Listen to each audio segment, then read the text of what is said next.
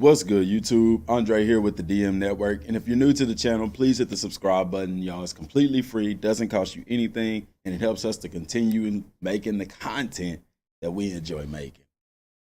Now on with it. So, gotta clear my throat, man. It's early.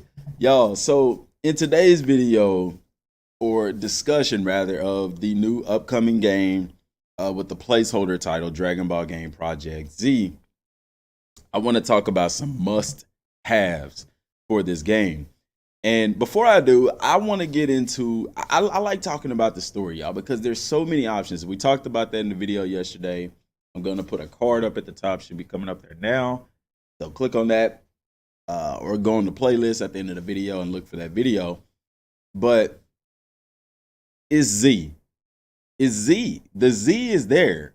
When they did Project Heroes, when they did Dragon Ball Heroes, it was, I think the game was titled Dragon Ball Game. It was called Project Heroes, and, you know, then it was Dragon Ball Heroes or whatever. But the Z is there for a reason. And many speculate as to if Super is going to be in the game. If it will, it'll be DLC or something to that effect. But I think the primary focus of this game is going to be the Dragon Ball Z universe.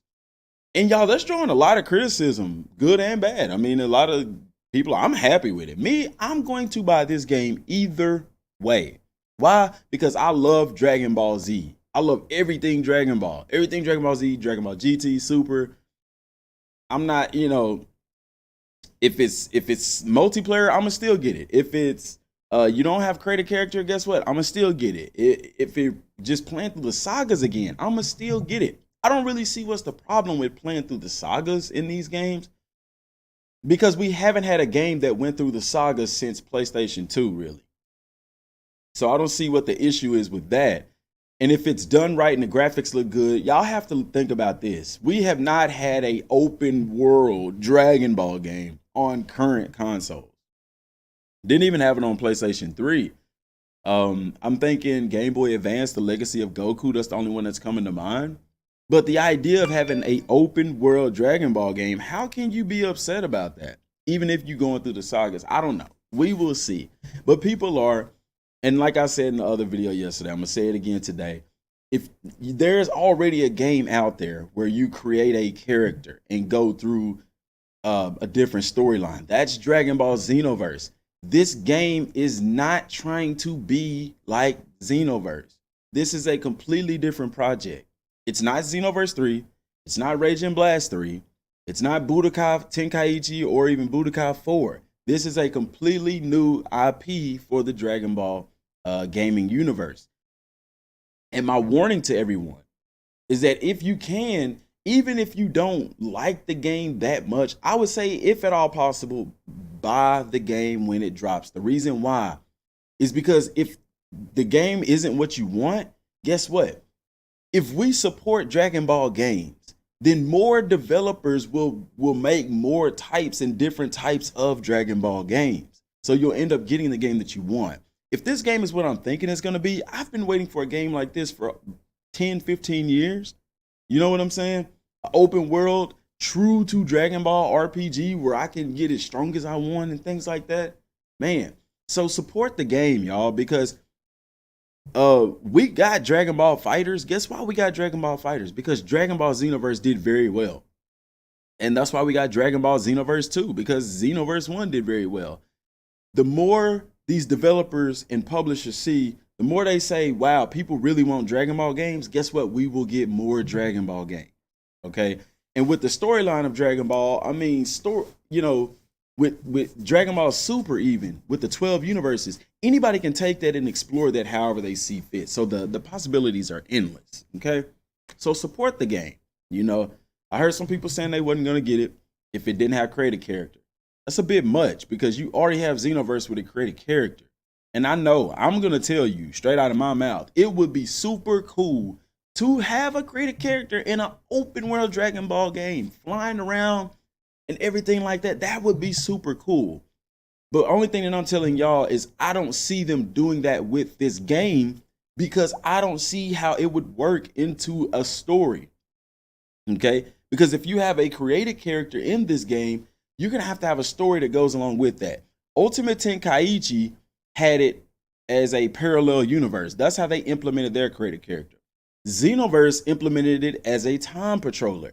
Those two things have already been done. Not to say that they can't copy it, but I don't see them copying at least Xenoverse's model. They could copy it as a parallel universe, but I don't think that's going to be the case because the first image they showed was Goku and Gohan. So I don't think that it is going to be a created character in this.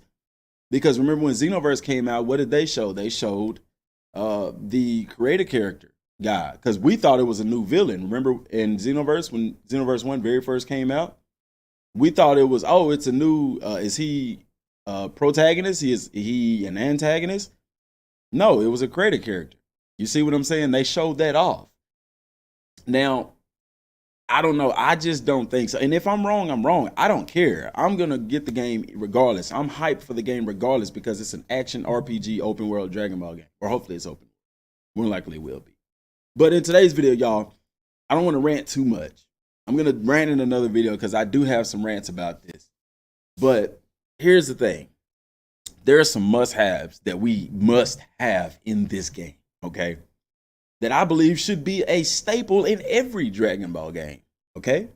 First up is beam struggles.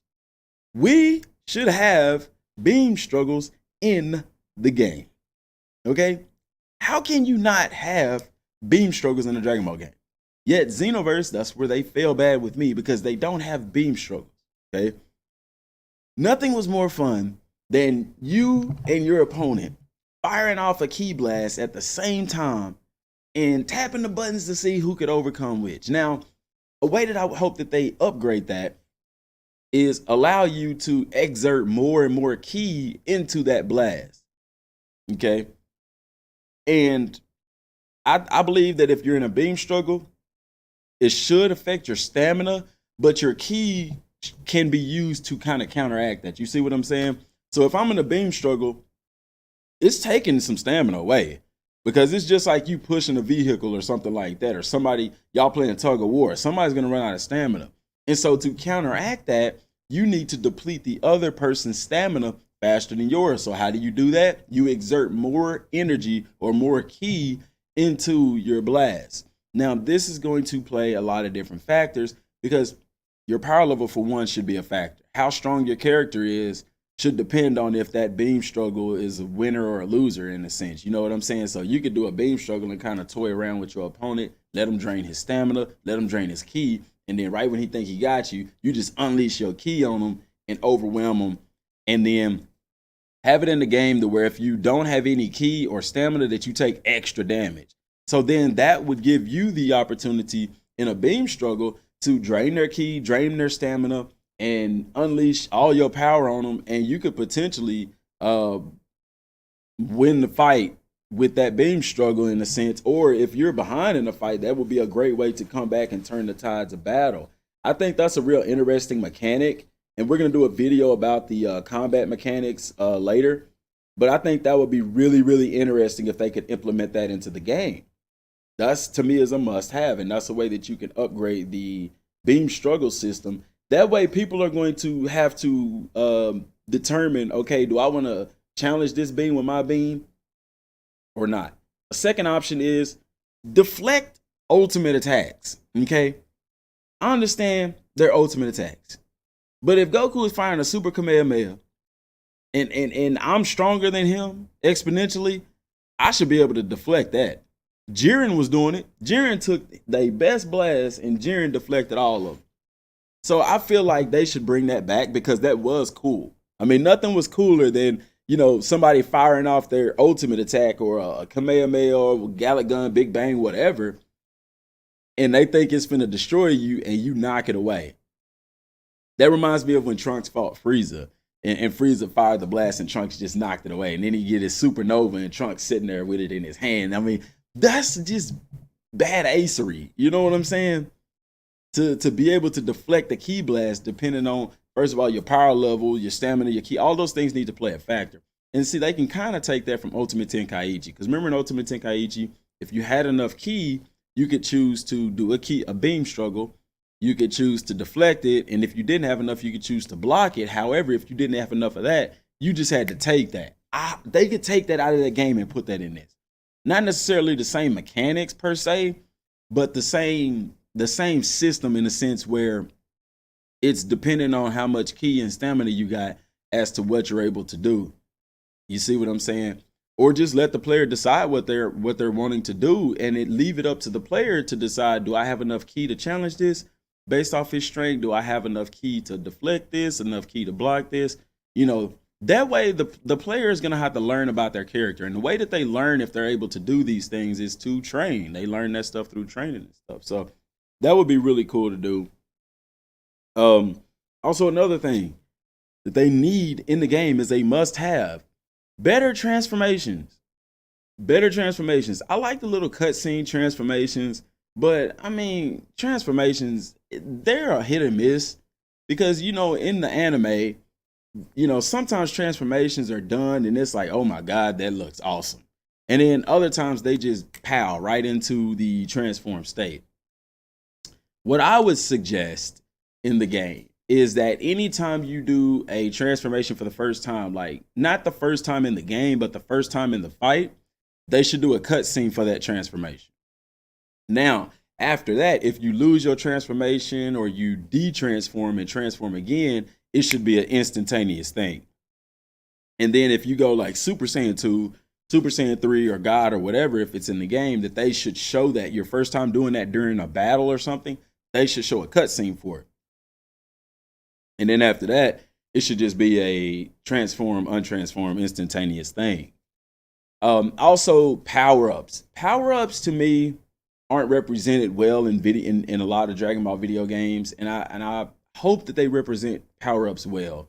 I like the way it looks in Jump Force when they're charging their ki. Not so much how the ki looks, because that's like the CGI graphics and stuff, but how the ground crumbles and breaks apart from the sheer power.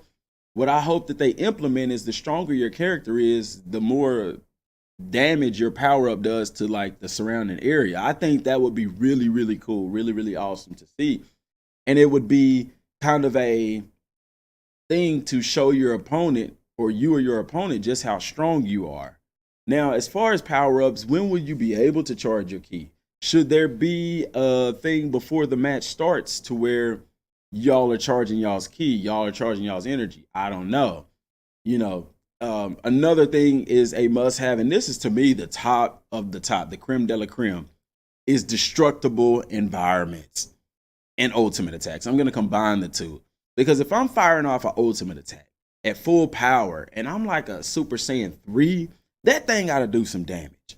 My Kamehameha wave, my ultimate attack, if I'm firing a Super Kamehameha wave, it should not look the same in my base form as it does in my full power form. I'm sorry, it just shouldn't. And if it hits, like if I fire a blast and I'm powerful enough, because like I told y'all in the first video, the power level shouldn't matter. If I'm powerful enough and I fire a ki blast and it misses my target and hits a rock or the ground, it should be a crater or something in that ground. Now, I'm not saying a super large crater, but it should do some damage, some visible damage that doesn't go away until maybe the fight is over or something like that. If there's rocks or mountains around, they should be destroyed. If I fire an ultimate attack and you deflect it, there should be an explosion in the background and things should be destroyed. You know, I want destruction in this game. Not so much destruction that it's kind of annoying, that it's kind of like, okay, that's not Dragon Ball-esque, but make it like the anime, man. If I fire a ki blast, Kamehameha, and it misses you and it hits a mountain, it shouldn't just be a puff of smoke. No, that mountain ought to be destroyed depending on how strong I am. You get what I'm saying? And ultimate attacks need to be ultimate. I hope that they put cutscenes in the game for ultimate attacks, because the cutscenes to me just add to the immersion of doing an ultimate attack. You know what I'm saying? Because anytime that in the anime they've done an ultimate attack, they're always zoomed in on the character, cutscene type of thing, you know. But like in Xenoverse, when you do an ultimate attack, yeah, they zoom in for a little bit, but then it just goes straight to the attack. There's no theatrics to it. You know, I kind of want some theatrics to it in the game and stuff like that. And then last but not least, and I'll probably think of some more later, if y'all think of something, let me know in the comment section down below. But Key Blast, one thing I like about Vegeta is that he just goes off and he's just firing Key Blast after Key Blast after Key Blast. I want to be able to do that. In Dragon Ball games, normally you can't just rapidly fire as many Key Blasts as you want. There's always a limit to it. Take away that limit, okay? Allow me to fire as many Key Blasts as I want to, so long as I have the key and stamina to do it, okay? What do y'all think is a must-have in the game? Let me know down in the comment section down below. Appreciate y'all for tuning in. Until next time, thanks for watching. Peace.